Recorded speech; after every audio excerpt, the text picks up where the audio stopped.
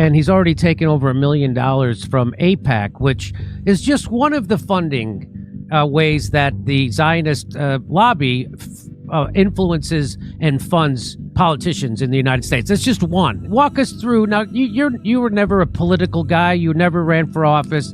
What made you decide? I mean, you're a former, military guy. What made you decide to do this? I traditionally wasn't a super political guy. I never had any intentions on, being in Congress or anything like that. I think at the start of this, if you want to call it a war, I call it a genocide, that Israel started perpetuating upon these Palestinians. There's just so much unequivocal data, all these, images, you've got photos, videos of, everything from killing aid workers to double tapping hospitals, which means you basically hit the hospital, then you wait for, the journalists and the family and whatever to come over there and try and save people from the rubble, and then you hit them again. You've got paramedics that are driving down the street with their lights, flashing and whatever, and they're just being gunned down by Israelis. They denied that, and then they later found the footage in the shallow graves that they put these paramedics in.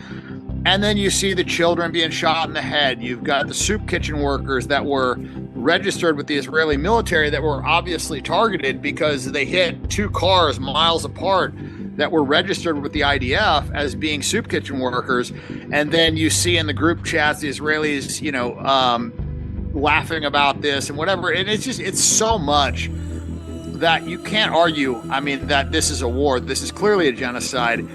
And I think the biggest piece of it was that we're funding it and that we're supporting it. And that is, I think, what opened a lot of people's eyes. And then you start kind of like zooming out and you look at how much of our national debt is because of our support of Israel when you compound the interest, because every dollar that we gave them wasn't just extra money we had lying around.